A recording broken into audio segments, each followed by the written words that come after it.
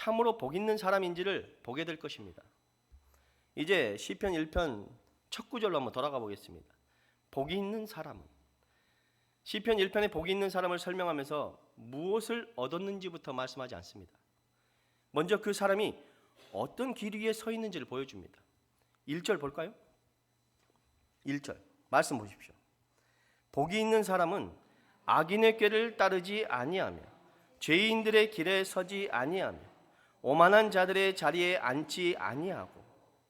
이 말씀은 어떤 특별한 행동을 요구하시기 전에 삶의 방향을 먼저 묻고 있습니다. 악인의 꾀를 따르는 것은 생각이 그쪽으로 기울어졌다는 뜻이고, 죄인의 길에 선다라는 것은 삶의 방향이 그쪽으로 굳어졌다는 뜻이며, 오만한 자리에 앉는다는 것은 그것이 이제 나의 자리가 되었다는 뜻입니다. 시편은 죄를 단번에 무너뜨리는 사건으로 말하지 않습니다.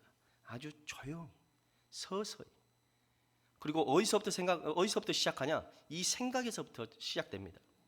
삶의 방향을 바꾸고 마침내 자리를 차지하는 흐름으로 이 죄를 이야기합니다. 그래서 복이 있는 사람은 세상과 완전히 단절된 사람이 아니라 이 세상의 흐름 속에서 자기 자신을 내어주지 않는 사람입니다.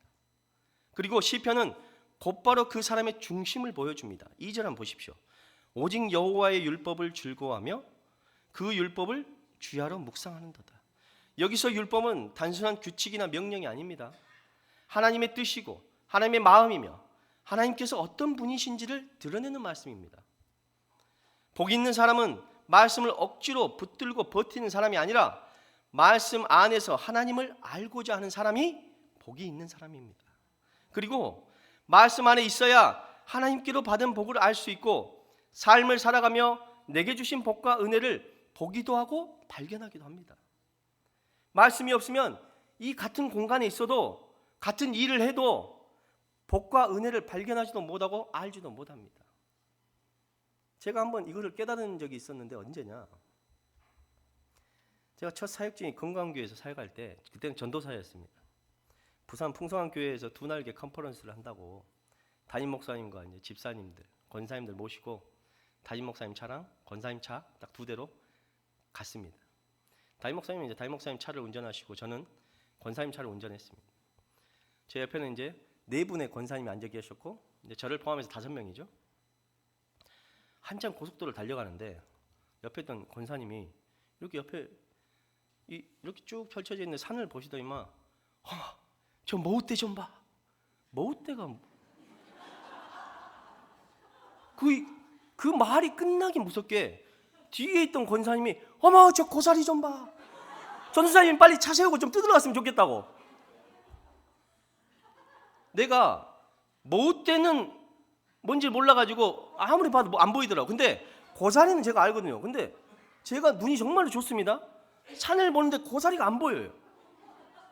그 자리에서 저만 웃지 못했어요. 다 웃고 야 저거 막 따라가고 싶다고 저거 뭐 폈다고 막.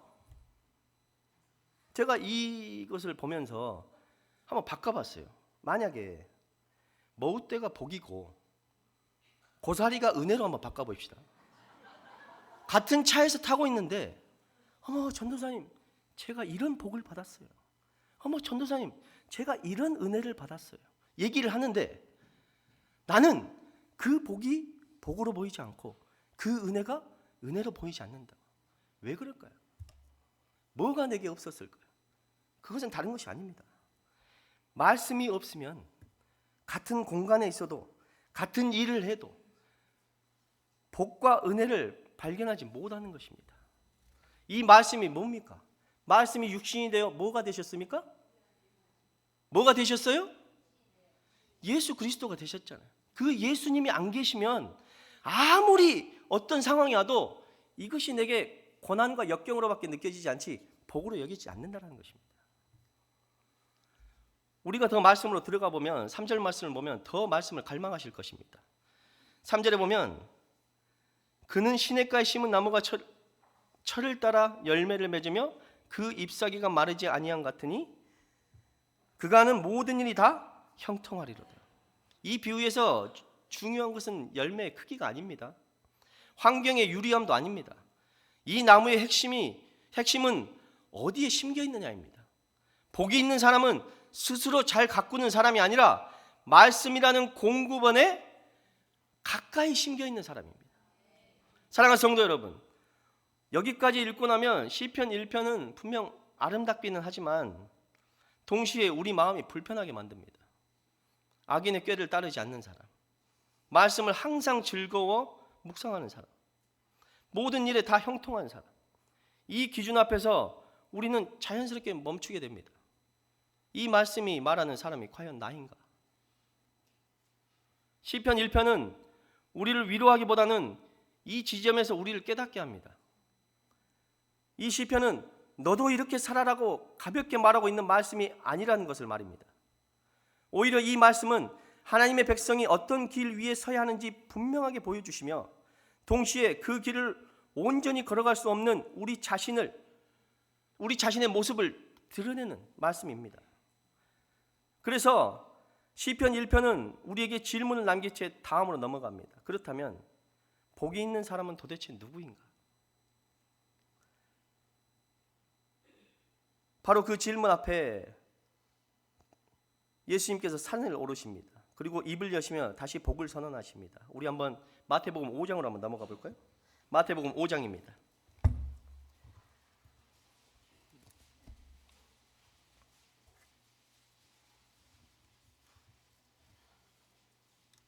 (3절부터) (10절에) 보면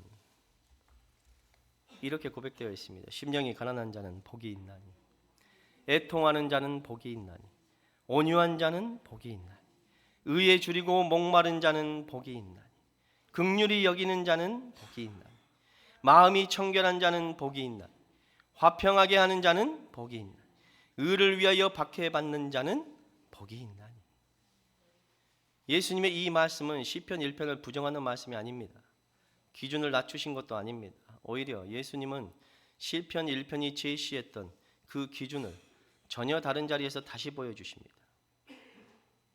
시편 1편은 말씀을 즐거워하는 사람을 말하지만 예수님은 먼저 심령이 가난한 자를 말씀하십니다. 자기 안에 의가 없음을 아는 사람, 하나님 앞에서 빈손으로 서 있는 그 한 사람. 시편 1편은 모든 일에 형통한 사람을 말하지만 예수님은 애통한 사람을 복이 있다고 하십니다. 죄 앞에서, 하나님과 멀어진 현실 앞에서 마음이 무너진 사람. 시편 1편은 의인의 길을 말하지만 예수님은 의를 위하여 박해를 받는 사람이 복이 있다고 말씀하십니다. 즉 예수님이 말씀하시는 복은 문제가 없는 삶이나 늘 편안한 상태를 말하는 것이 아닙니다. 예수님은 지금 내 삶이 흔들리고 있어도 하나님 앞에서 바르게 서 있는 사람을 복 있는 사람이라고 부르십니다. 다시 한번 말합니다. 예수님은 복을 문제 없는 삶이나 늘 편안한 상태를 말하는 것이 아닙니다. 예수님은 내 삶이 흔들리고 있어도 하나님 앞에서 바르게 서 있는 그 한 사람이 복 있는 사람이라고 말씀하십니다. 사랑하는 성도 여러분, 우리는 종종 팔복을 이렇게 살아야 한다라고 목록처럼 여깁니다. 그러나 만약 그렇게 읽는다면 시편 1편과 똑같은 자리에 서게 됩니다. 과연 누가 이렇게 살 수 있습니까? 누가 이렇게 살 수 있단 말입니까? 그런데 복음서는 그 질문을 다른 방향으로 이끕니다. 예수님은 팔복을 완벽하게 살아내신 분입니다. 심령이 가난하셨고 애통하셨고 온유하셨고 긍휼히 여겨주셨으며 마음이 청결하고 의를 위하여 박해까지 받으셨습니다. 그리고 마침내 십자가에서 악인의 자리, 죄인의 자리, 심판 그 자리에 서셨습니다. 시편 1편이 말하는 의인의 길을 완성하신 분이 오히려 악인의 자리에 서셔서 우리 대신에 짐을 다 담당해 주셨습니다. 그래서 이제 복은 우리가 어떤 상태가 되느냐의 문제가 아니라 우리가 누구 안에 있느냐의 문제가 되는 것입니다. 좀 더 쉽게 말하면 복은 우리가 편안하고 문제없는 상태가 되느냐의 문제가 아니라 우리가 예수 그리스도의 안에 있느냐는 문제가 되는 것입니다. 우리가 다른 것을 따져볼 것이 아니면 내가 정말로 예수님 안에 있는가? 내가 이런 상황 속에서도 예수님을 붙잡고 있는가? 내가 이렇게 어려워도 정말로 주님 포기하지 않고 주님만으로 일어설 수 있는가? 거기 위에 우리를 세워야 된다는 것입니다. 사랑하는 성도 여러분, 복이 있는 사람은 예수 그리스도 안에 있는 사람입니다.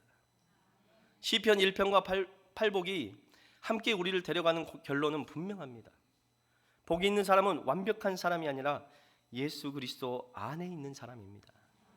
말씀에 뿌리를 두되 자기 의를 자랑하지 않는 사람, 의에 줄이되 자기 힘을 의지하지 않는 사람, 흔들리면서도 그리스도의 안에 머무는 사람, 그 한 사람이 성경이 말하는 복 있는 사람입니다. 이제부터는 복 있는 사람은 이라는 시편의 첫 문장을 읽게 될 것입니다. 그러나 이제 그 문장은 부담이 아니라 은혜의 초대가 됩니다. 왜냐하면 그 길을 예수님이 이미 먼저 걸으셨습니다. 지금도 우리를 그 길 위로 부르십니다. 사랑하는 성도 여러분, 오늘 우리는 시편 1편이 보여주는 분명한 길 앞에 섰고 산상수훈에서 예수님께서 다시 선언하신 복이 있는 이라는 말씀 앞에 섰습니다. 이 두 말씀을 우리는 서로 다른 방향으로 끌고 가지 않습니다. 오히려 하나의 결론으로 우리를 천천히 데려왔습니다. 시편 1편은 복 있는 사람의 길이 얼마나 분명한지를 보여줬고, 팔복은 그 길 앞에서 무너진 사람들을 예수님께서 어떻게 부르시는지를 보여주었습니다. 그래서 오늘 말씀의 결론은 이것입니다.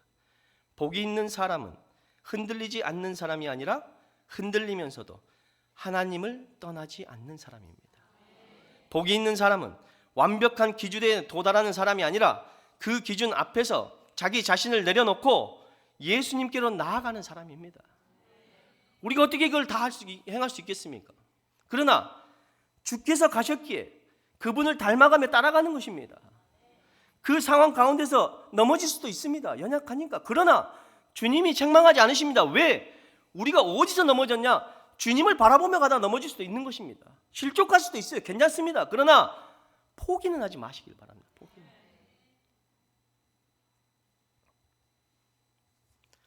우리는 시편 1편의 말씀을 읽으며 스스로에게 물을 수밖에 없습니다. 나는 악인의 꾀를 따르지 않는가? 나는 말씀을 정말 즐거워하고 있는가? 나는 시냇가에 심긴 나무처럼 살고 있는가? 그러나 복음은 이 질문으로 우리를 끝내지 않습니다. 복음은 이 질문 끝에서 예수님을 보여주십니다. 그분은 시편 1편이 말했던 의인의 길을 완벽하게 걸으신 분이고, 동시에 산상수훈에서 팔복을 선언하시며 무너진 사람들을 부르신 분입니다. 사랑하는 성도 여러분, 오늘 우리의 결단은 더 잘 살아야겠다가 아니라 다시 예수님께로 돌아가야겠다입니다. 그래서 한번 힘차게 한번 외쳐볼까요? 다시 예수님께 돌아가자. 다시 예수님께 돌아가자.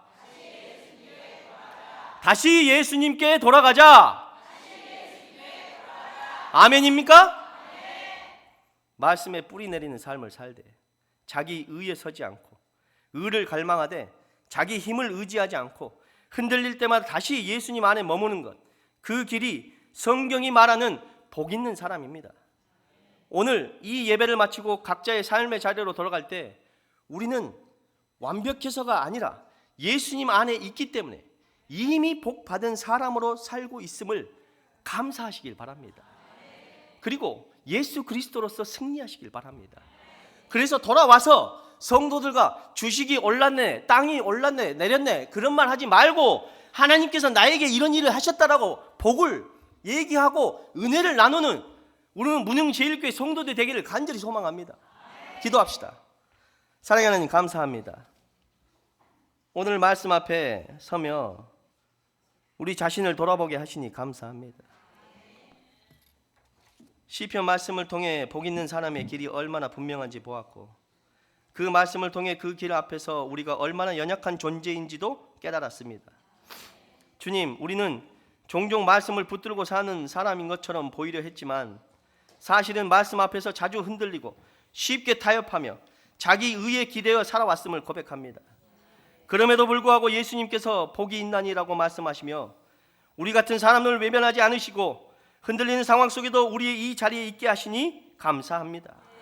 주님, 우리가 더 잘 살아보겠다고 스스로 다그치기보다 다시 예수님께로 돌아가게 하여 주시옵소서. 우리의 복이 형편과 상황에 있지 않고 오직 예수 그리스도의 안에 있음을 날마다 믿음으로 고백하게 하여 주시옵소서. 복이 있는 사람으로 이 한 주간을 살아가게 하시며 우리의 참된 복이 되시는 예수 그리스도의 이름으로 기도드립니다. 아멘. 찬양합시다.